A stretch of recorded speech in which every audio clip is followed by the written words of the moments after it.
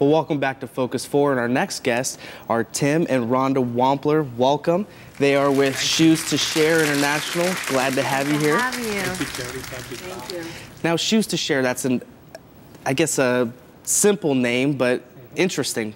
Can you tell us about it? Well, Shoes to Share was started, it was God ordained. In 2002, my then 9-year-old daughter, Jade, came to her mother about possibly having a sister, but not any sister, one that didn't have a mommy. So my wife approached me about the thought of adoption. At the time, we had been sponsoring from our business that we own in Wilmington, Delaware.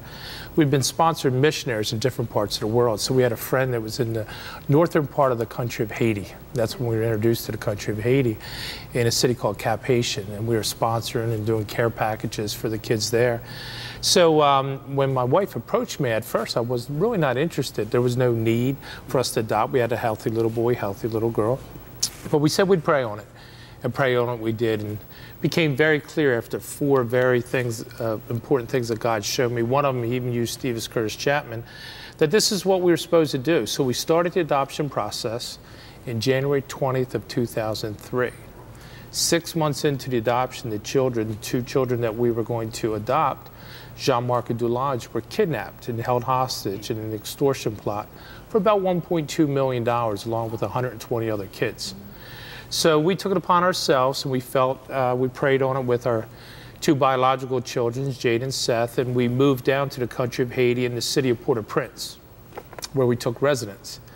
It was during that time of living there that my wife took a really emotional interest in the plight of men, women, especially children that did not have shoes. We saw people manufacturing shoes out of bottles or taking tar and putting them on their feet. And we saw the effects of not having shoes. Infected feet, infected toes, amputated feet. And in 2nd and 3rd world countries like Haiti, people walk 5, 10, 15, 20 miles every day just to survive.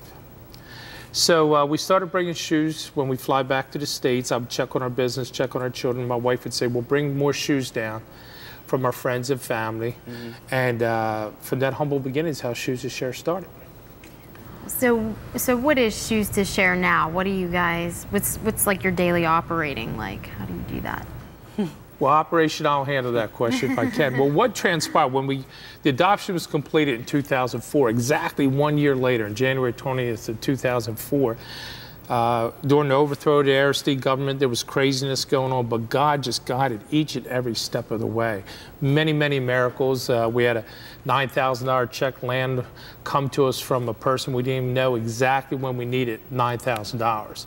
So we knew God was really involved. So we got back to the States, and our adoption was completed. And Lord put our family together according to His will, and it was complete in 2004. So we did a little research, and we found out here in America, we throw away nearly 300 to 400 million shoes every year. That can still be used. Yeah, into landfills. So we started putting shoes in, bins in churches and some schools heard about us, so we started collecting shoes.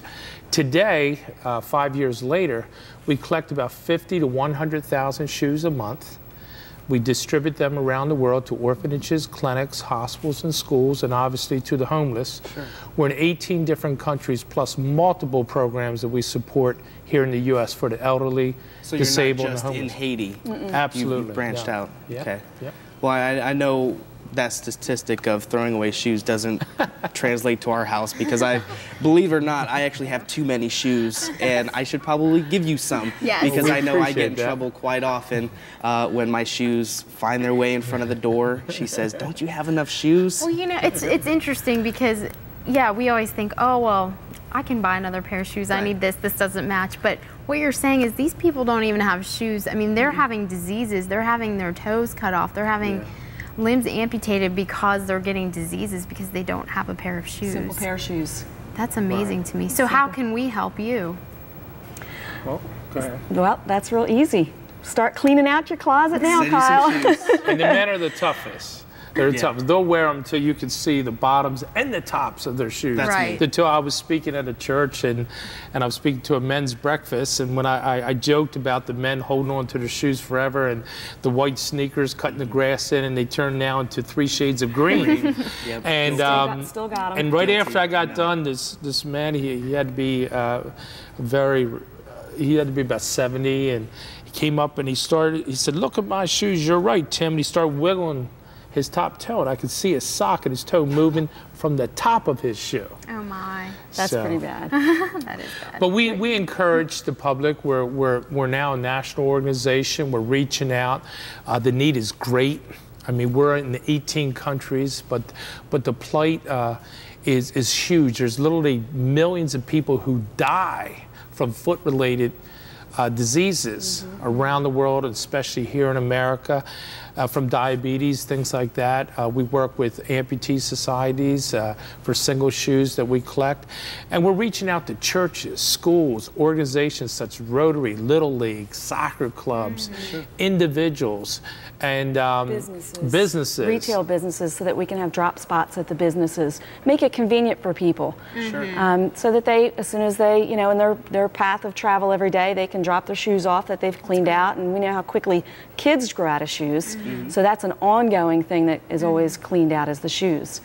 So, and that's. Is there any requirement? I mean, obviously you don't want shoes that are green or have holes in them, but I mean, we take anything. We take everything. If it cannot be reconditioned, refurbished, cleaned, it gets recycled rather than just landing in a, you know, a landfill somewhere in the trash. We have a program for it. Skates. Right. We boots, feel we have a civic slippers. responsibility not to get too crazy, but we do value our environment. We all do. And it's an opportunity for us to, I mean, there's recycling programs that benefit low-income neighborhoods where they can shred up shoes and put them in playgrounds. Many of your tracks now that are put around cities and counties and municipalities like that, they can use shredded up leather. They can dissect. And there's many programs that benefit. I was recently down in Haiti about 4 weeks ago, and what I saw from children to the elderly, people were literally begging me for shoes.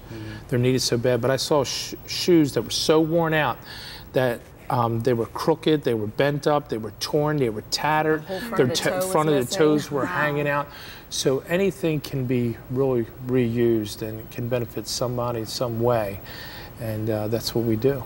So. Well, we're going to take a quick break, and when we come back, I want to find out how a simple pair of shoes opens up the door for people to hear the gospel. We'll be right back.